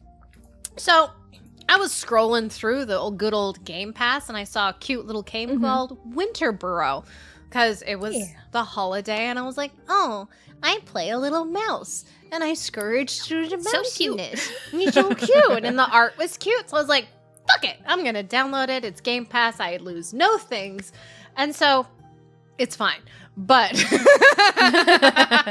Winter Burrow is this cute little game where you play this cute little like forest mouse who he used to live in the perfect little house with his family in Winter Burrow, but then they moved to the city because there was jobs in the city, and his parents were like, you know, we're gonna go move to the city for better opportunity. But that ended up being a soul-sucking experience, and his parents passed away, and they were like, you know, we've always just wanted to go back to to the place where we were before because that's what was our dream home. And we were just trying to look for other opportunities. So your little mousy boy was like, fuck it, yo, I'm going back. I'm going back to my cute little hovel in Winter Burrow. I'm going to go find my auntie who was supposed to be take care of this bullshit and figure it all out. So you go back to Winter Burrow and it's in fucking shambles as per usual. Auntie is just like, yeah, William, it's tough out here. What the fuck do you want me to do with that place? And so you're like, this cute little mouse, it's the dead of winter. You can only spend so much time outside before you fucking freeze to death. And to be fair, I stood outside for a really long, because I wanted to play that game. I wanted to play a game of chicken with how long you could stay outside. You got to stay outside for a really fucking long time. I mean, when it tells you that you're cold, comes up pretty quickly. Yeah. But after that point, I'm just like, all right, how cold am I? Yeah. Go on. I dare you. Freeze me to death. Freeze me. And then I got bored. So then I was like, fuck it. I'll just keep going. So I never really actually died outside. But so Auntie lives just like in a little place down the road. And she gets kidnapped by an owl. And owls are bad. Owls are bad. Destroys her place. Gets kidnapped by an owl. So that's when your adventure starts. And you got to go find Auntie and save Auntie and figure that shit out. So this game is very much a like resource game. You gotta like get a survivally crafting resource. Yeah. Survivally crafting resource where you meet a couple like creatures within the wilderness and they're like, oh, and honestly, every story is fucking terrible. It's so sad and so like heart-wrenching. You're like, oh. And some of the stories do not end up well. Like, oh no. No, like you know, like you feel like with these kind of games because they're cute and they feel like kind of lighthearted and cozy, like, oh, there's nothing bad's gonna happen. No. Not at all. At all. Some of them end up really sad, but then it's just like a story then of grievance or like how to like move on kind of deal, which is nice. Not nice, but you know what I mean? Like, nice in a way. Yeah. But this game could be very frustrating because the map itself is very difficult to read until you figure it out. And there's a huge learning curve when it comes to the map. You do a lot of backtracking. You're doing a lot of like, again, it's a resource management game. So you're doing a lot of like, I'm going to go out. I'm going to grab some sticks so I can get some sticks so I can build this thing. You know what I mean? Like that kind of thing. Yeah. There's not much combat. In actuality, the really only thing that is very harmful to you are spiders. And you can turn those bitches off if you wanted to. Is it like an arachnophobia mode? I think so. Because, like, that's really the only things that I felt like that could really kill you. Because there's bugs that'll come after you if you hit them or if you're within their, like, vision range that'll come after you. And you're just like, we're fine. Yeah. We're fine. It's a cozy game, but at the same time, it tries not to be with some of its stress elements with the resource management and, and such. But in actuality, it's pretty fucking cozy. So it's nice that you can still turn off the one thing that will kill you. If you want it. I didn't because I was like, fuck this. And as the game progresses, you do get elements of like, because it's cold outside, you do get like things like I can build a campfire here. So this is like my halfway point before I can get to this point. So if I just need to, because a lot of it is just trying to manage, all right, my goal is to get to point B. How do I get to point B without having to freeze at some point? So I have some cozy time in between. I build a little campfire, and you just have campfires built all over the place. I didn't actually build too many campfires because I was like, I'm just going to beeline this bitch. I'm just going to go through it.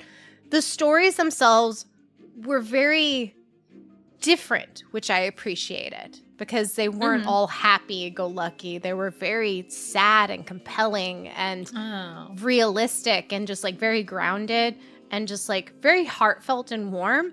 But it was very much a fetch quest game. Yeah. It's very much fetch questy where you're running around in a circle. You go to here, go pick up a thing, go back. Right in here, go think, but pick back. It's like that. But it's cozy. It took me about 8 to 9 hours to beat, so it wasn't too long. And I really wish I had, I mean, it does have a definitive ending. I just wish I had more of it. Because some of the stories and such were nice, and I wish I had a little bit more of them. So yeah, Winter Burrow. It was fine.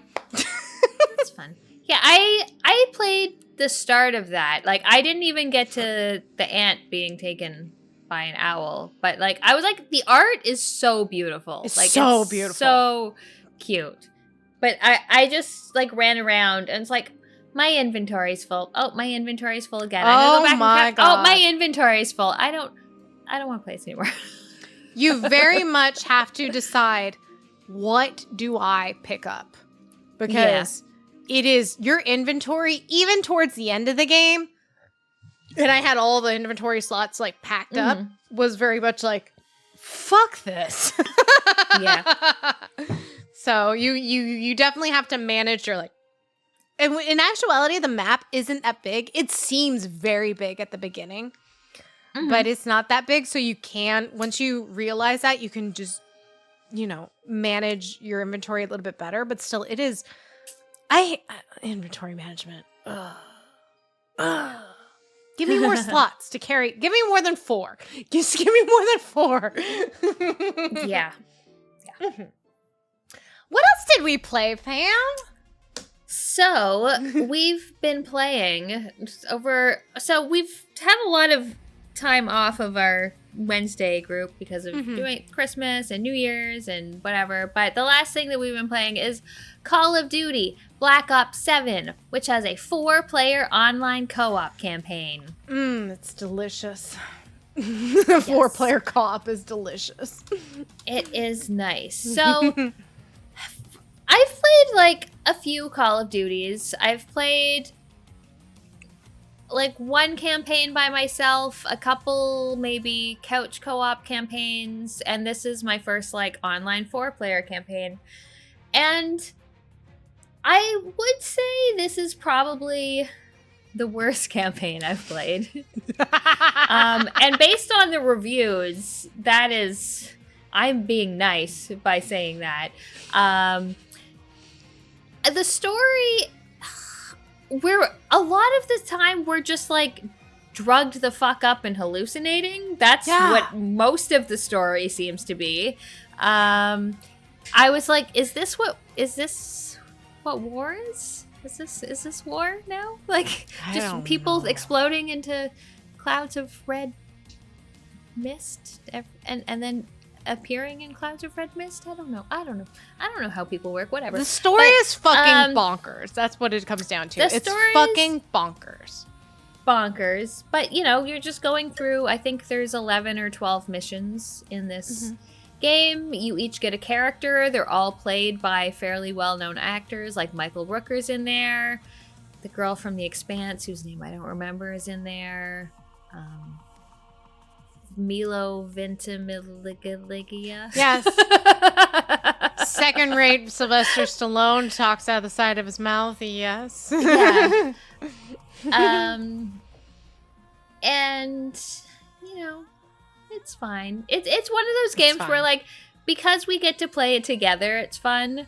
Whereas I feel like it's as a co-op or as a campaign in general, like it's not as good. Like most of the campaigns I've played before are fairly linear, which maybe other people don't like, but like it's like you go through this thing, you get these weapons, you kill these things, whereas most of the missions in this one are very open, like huge open areas, just enemies being dropped in from everywhere.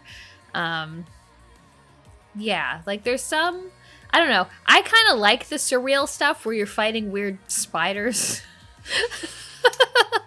Weird, why are you fighting spider? I don't know. No, but I don't know, man. Who knows? I think the one thing that really bothers me about this game is that you're going, all right, first off, why did we have a random mission in Japan? That's fine, whatever. Especially, it literally just was that one mission, and then we were back to our normal guys. And then we fought Giant Michael Rooker, and then he was just back on our team. I was still Michael Rooker. And I'm Michael Rooker on the team. I'm like, am I fighting myself? What's happening here? Yeah. But then also, what also really bothers me about this is whenever you get to a new mission and you may be having like the same play, like you're just continuously playing through the mission, they give you a different set of guns. Why? Oh yeah, they keep changing your guns. Why are you changing my guns? I had a set of guns that I found and I liked. Let me keep my fucking guns. Stop changing my fucking guns. It drives me so insane. Especially because there's so many different guns in this game that you can pick through. And you're just like, I literally have no idea what is better or worse because there's so many things on the HUD on these games is insane. How do 12-year-olds I mean, maybe that's why, because 12-year-olds can navigate this bullshit. I'm just like, this is too much. Maybe you have to be 12. Maybe you have to be 12 to figure out how to even launch the game and choose the right game mode out of the 7,000 different games available on the menu. Which was our problem to start with. The first time we launched this, we were like, wait, did I? I remember, I think it was you. You were like, I don't think I downloaded the right thing. I don't think I installed the right thing. Yeah. Oh my god, it's so insane, these games and the menuing. I think I said this past week, I was like, all right, kids, give her under 20 minutes it takes for us to figure out this menu before we start the game. Yeah, even you'll accidentally like hit a right bumper or whatever, and it'll go into a new menu, and it'll be like, you have to read this. There's literally a wait bar before you can press A to move to the next screen. Like, it's It's insane. It's insane. The gameplay is fine. It's fine. It's fine. It's fine. There's some cool things. There's some cool abilities. It changes constantly. Which is always changing. Always changing. The bosses are kind of fun, I guess. Yeah, some of them are a little slow and weird. I'm just like, why the fuck or where they're constantly just invisible or something. Yeah. Which is nonsense. Annoying, or like, okay, we just have to wait till he's opening his mouth to shoot him. Yeah. 10 minutes later. Has he opened his mouth yet? Yeah. Yeah. Yeah. It's fine. Like, as a 4-player co-op game, I like it because I know it has an end. And we can all play it together, and it hasn't bugged out yet. Which is it has not bugged out. Our standards are so low. So low. I know, right? So can we bug out? Yeah. Can we play 4-player co-op? And getting into the 4-player co-op once we figure out the fucking menu is pretty easy. It's pretty easy. We get in there, we're fine. Yeah. Even like I dropped off once and I was able to just join right back, so it was nice. So that's good. Like, again, standards are stupid low. And the shoot is fine, like, you know, but it's just, what the fuck is Call of Duty now? Like, seriously, what the fuck is this? I don't know I don't know what's going on. We're fighting zombies, we're fighting spiders, we're like, okay, whatever, it's fine. It's fine. Whatever. It's fine. It's fine. That's where we're at. You've been playing more shoot games. Apparently, I really like killing Nazis. Yeah. Kill those Nazis. I kill those Nazis. So I've been playing co-op, not only with so Sniper Elite 5 is what I'm playing right now. Or what I played. And I've been playing it with Johnny.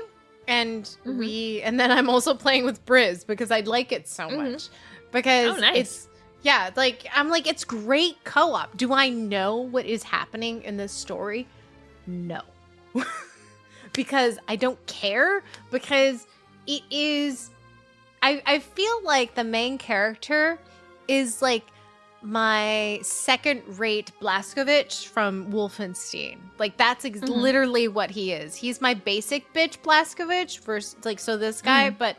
And then when you play it co-op, you have second-rate Blazkowicz, and then this girl named, like, Maria or Milena or something like that. And her voice actor is so fucking terrible that I just like don't even. I at one point turned off all the voice acting. I'm like, this is weird because I can see the text and like I hear nothing. And I'm like, okay, I can't do that. I'll just have to listen to her going, I think this thing is what is important. I'm like, Jesus. What? Lady? Jesus Christ. It's like 1999 voice acting bad. Like, really, lady? Oh. Anywho, Sniper Elite 5 is a really great co-op game. Sniper Elite games are very much part of the stealth. You play this character who's just trying to, World War II infiltrate and kill things in World War II. I don't fucking know. It doesn't fucking matter. You're there for the shoot. You're there to shoot Nazis in the balls. Yes! This is literally where I was going with that. In the fucking balls. Yes. Because that's the funnest part, and you want that slow motion right into the ball sack. Love it. And it's fun. It's fucking fun. And so I will admit, oh my God, playing it with Johnny, he's like, we're going to play it hard mode. I was like, okay. Johnny's like my soul. Like I played a lot of like Souls co-op games with Johnny, and he's like, we're going to play with no HUD.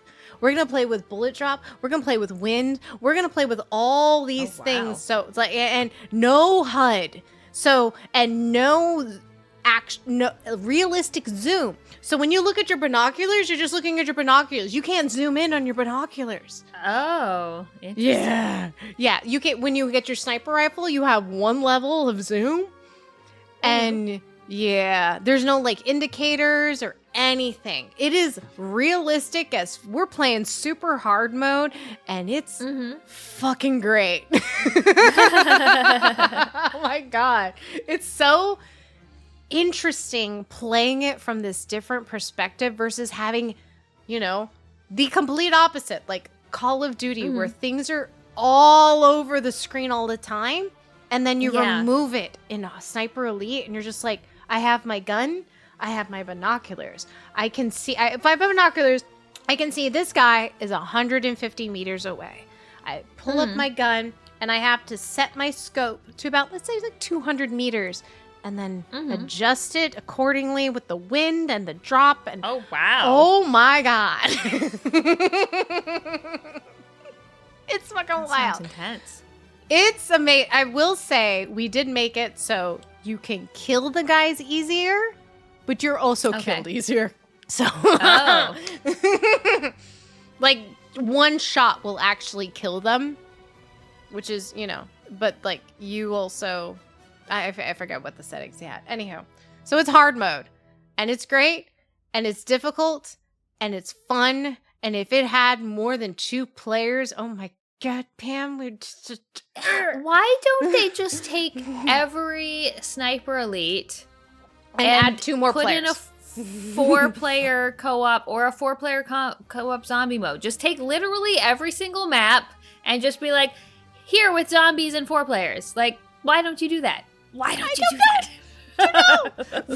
I would, I love re-release all of them with that, and I will play all of your bullshit. I enjoyed them because we've only played the zombies, right? I don't think there's Zombie ever Army, been a regular one. Yeah. Zombie Army. Yeah, we played a couple Zombie Army, and those are super fun. And there's like sharks, and the sharks eat the zombies, and it's like really fun.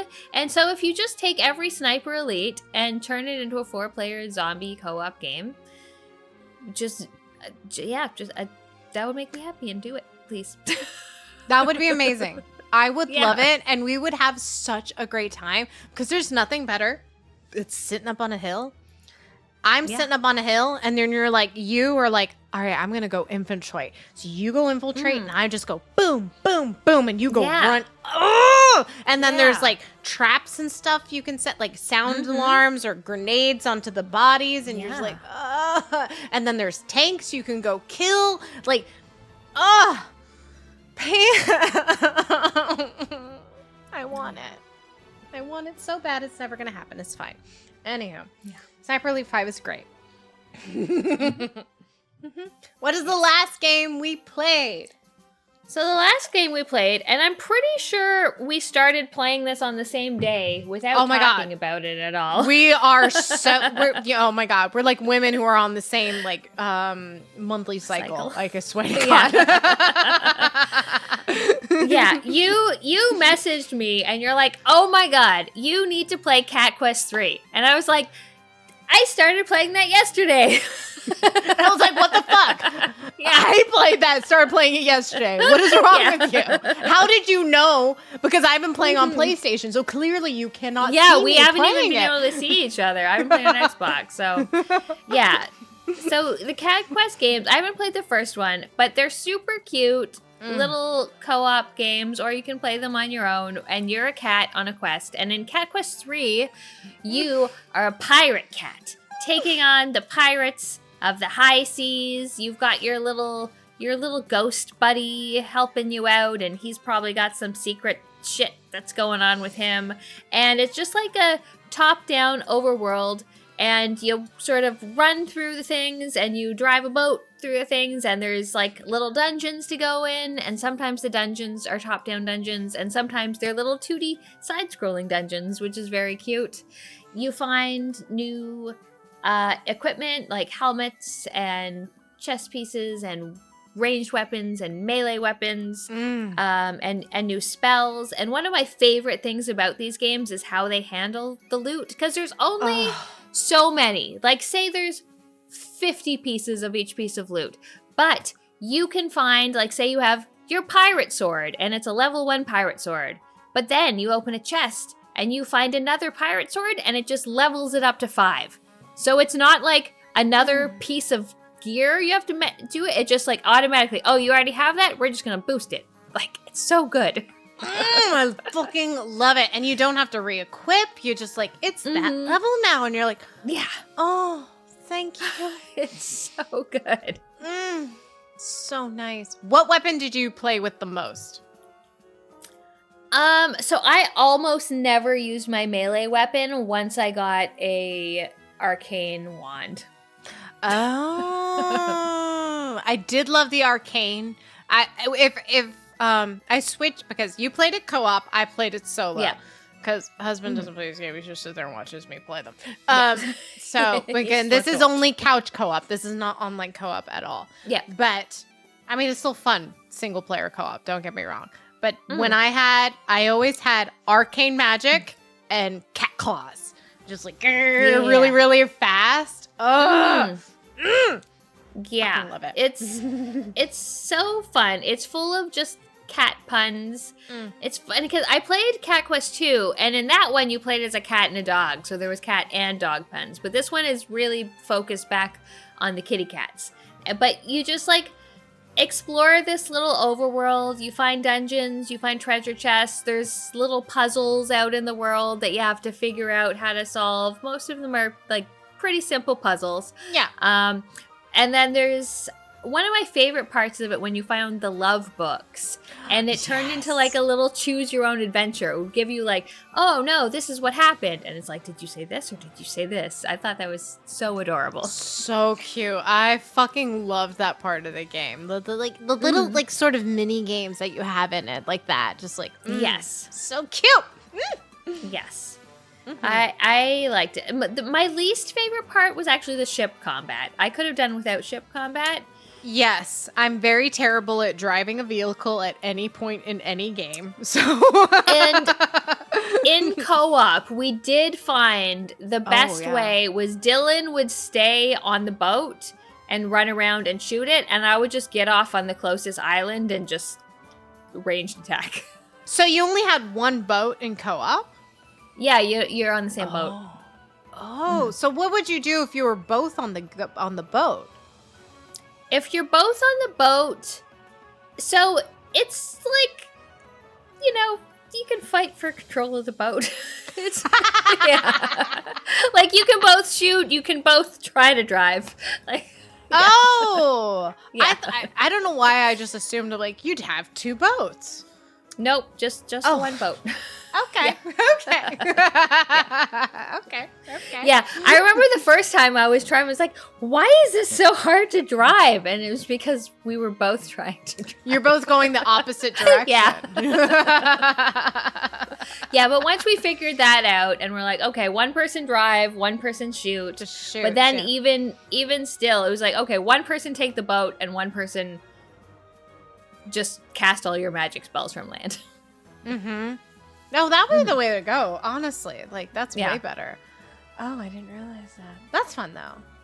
Yeah, the boat stuff was probably my least favorite. There's a couple bosses that just utilize, and honestly, they're all side bosses that utilize the boat stuff. So, but still, like, I was like, I did them anyways just to, like, do them, but at the same time, I was like, ugh. Yeah. I think we did most of it. We were missing one of those like stone puzzles, and then there was a very small looking boar in the cave who kept kicking our ass that we never ended up killing.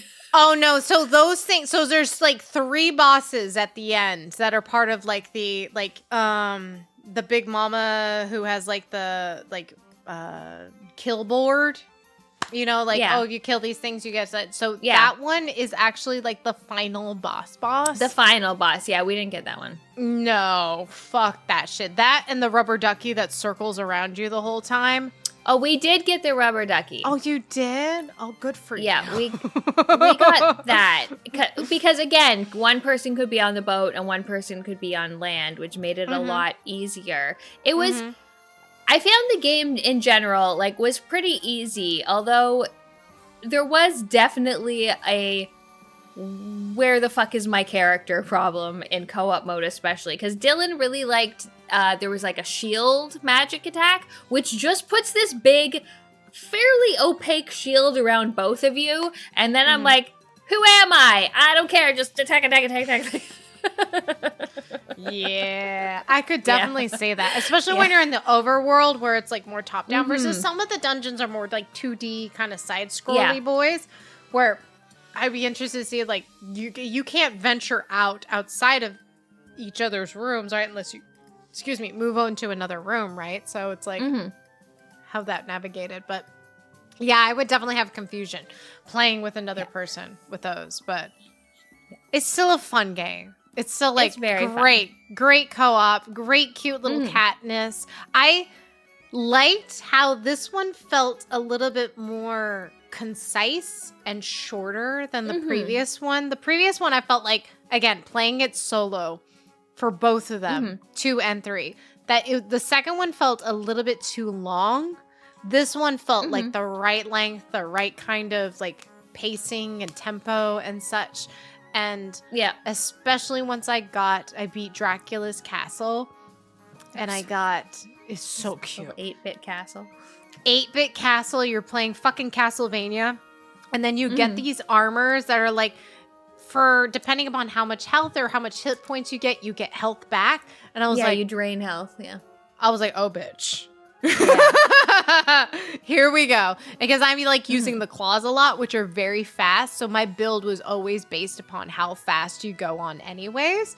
So I'm just constantly, I would literally stand in front of the boss and just go and just gain health and kill him at the same time. It was great. I loved it. Yeah, perfect co-op game. it was very fun. Perfect. So fucking cute. Oh my god. And when they have the Metallica, the Meowtalica concert, and you got the Metallica, oh my god, I died. It's so fun. I love it. So I love fucking cute. Oh, it's so fucking cute. Oh, yes, so cute. Pam, do you have any pickups? So today, we got a package from Dylan's friend Holly, which had these cute little decks of cards. Oh my god!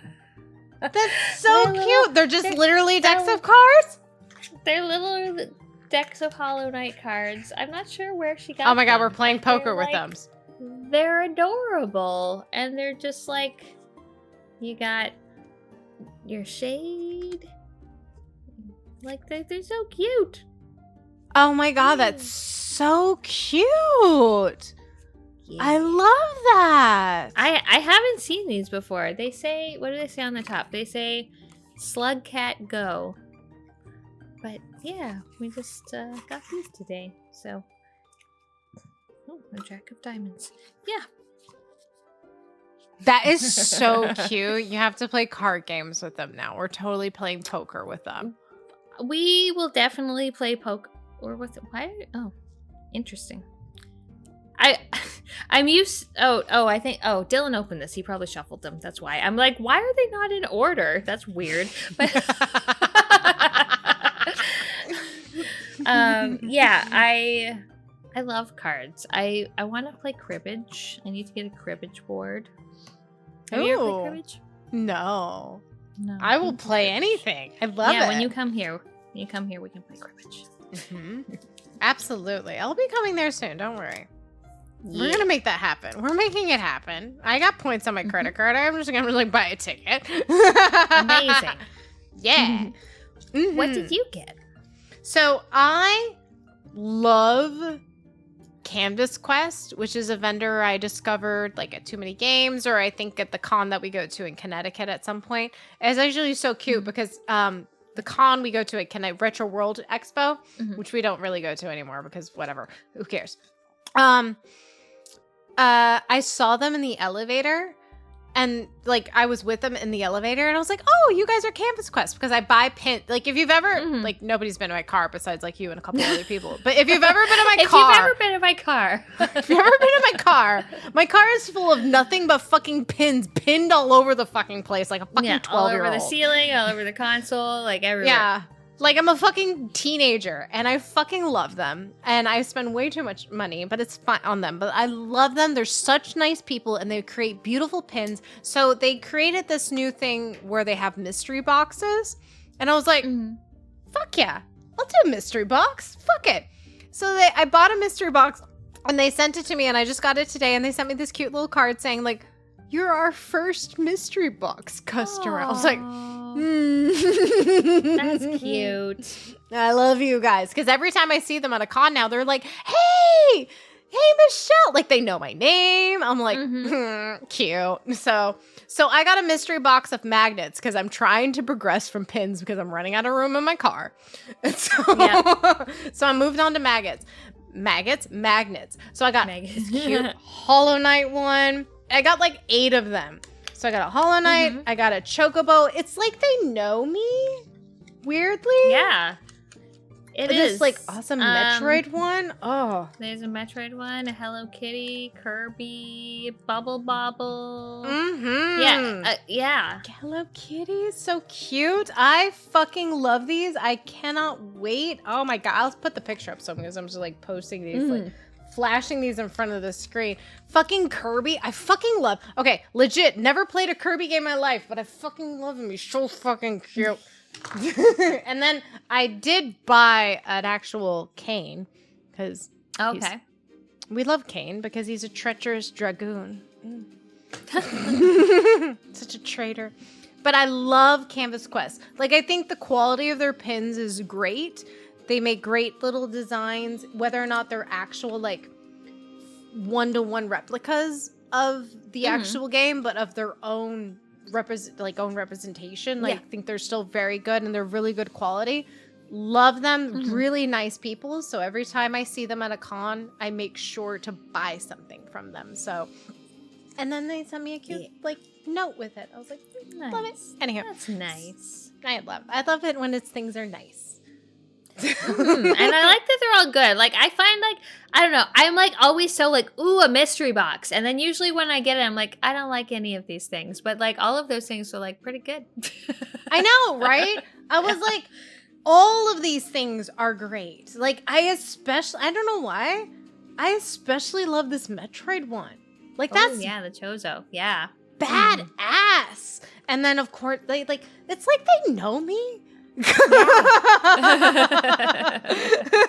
then even they got the fucking Guybrush, like from the fucking Monkey Island. I'm like, guys, Yeah. it's like, like, what are you doing here?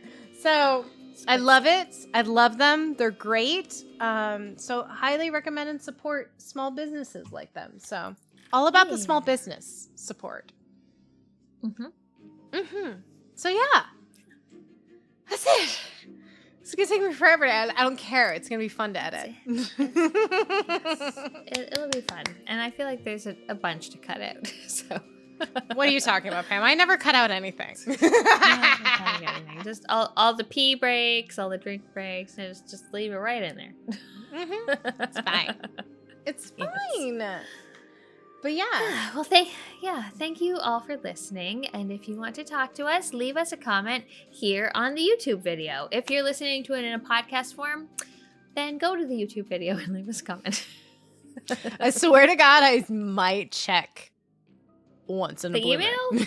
Do it. No, Yeah, that email doesn't No. exist anymore. I don't know. Oh. I don't even have that. Like, you know when you like click on your like Google thing to like go to different accounts? Oh, it's gone. No, it's gone. It's gone. I don't fucking care.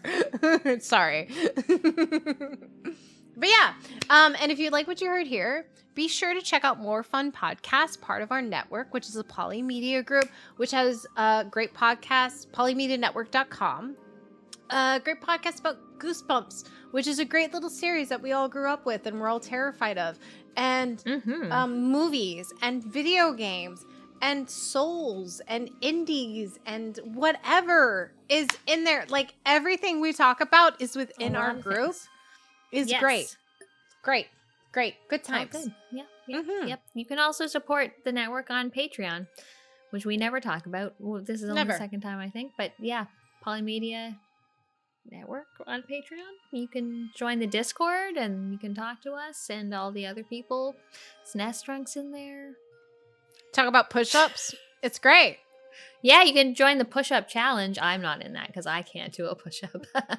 But the trick is to doing the push-up challenge is you do 10 at a time. You do 10, you stop. I can't do a push-up. Pam. Yes, you can. No, I can't. No, Yes, you I can't do a push-up. You climb way better than I do. Every time I climb, I'm like, No, I'm good at climbing. Climbing is not push-ups. I'm good at climbing. I flashed a green tape today, and I was very proud of myself. You're fabulous. I could climbing. probably beat a lot of people in like a squat challenge or like Girl, a with that ass, sit-up absolutely. challenge, but I cannot do a push-up. But yeah, thanks all. It's been great.